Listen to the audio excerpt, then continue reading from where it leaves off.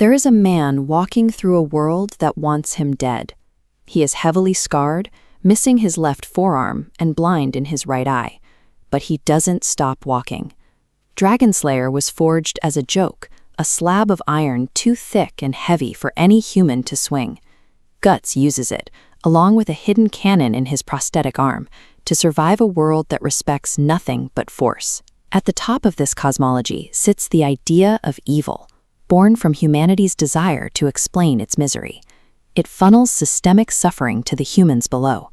Now this boundary is collapsing. Demonic apostles bleed into reality, turning the world into a nightmare. Most fantasy heroes fight for justice or to save the realm. Guts has no such illusions. His entire existence is a visceral, angry rejection of a universe demanding that he lie down and die. He learned this stubbornness early. Born into the mud beneath his mother's hanging corpse, Guts was raised by mercenaries. By the time he was 9 years old, he had learned that the only language the world respected was violence. He eventually finds a brief window of safety as a mercenary for the Band of the Hawk. For the first time, he has a found family. They are led by Griffith, a brilliant commander whose ambition is so magnetic that people follow him without question.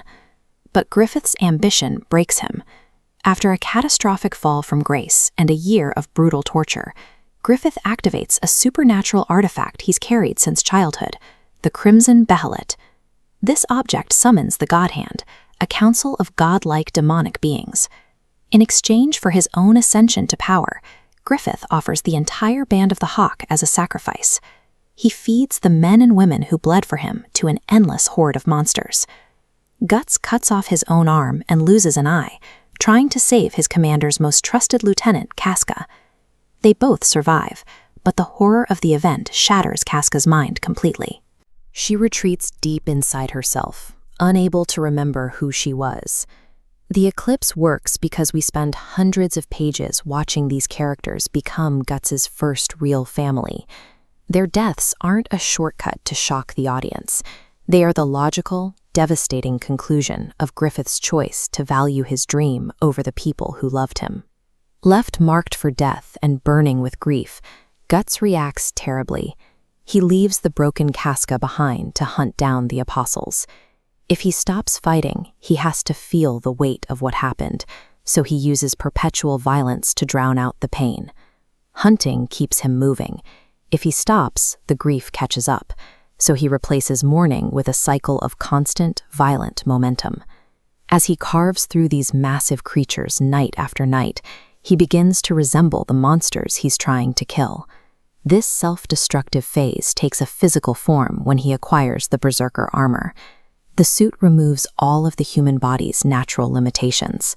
It suppresses pain entirely, allowing the wearer to push far beyond their physical capacity. But there is a severe cost. The armor channels his darkest psychological impulses, his inner beast.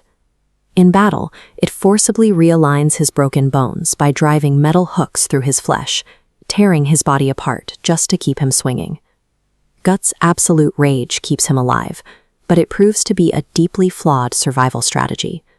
Using your own trauma as a weapon might protect you in the short term, but eventually it tears you apart from the inside. Realizing his anger is slowly killing him and offering nothing to Casca, Guts makes a choice.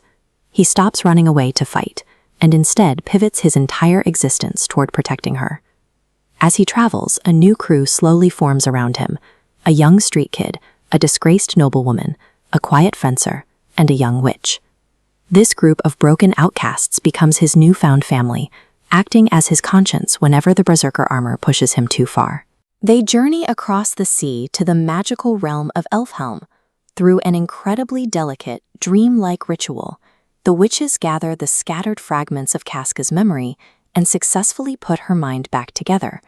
She finally remembers who she is. But when she looks at Guts, the man who fought across continents to save her, she sees the horror of the Eclipse.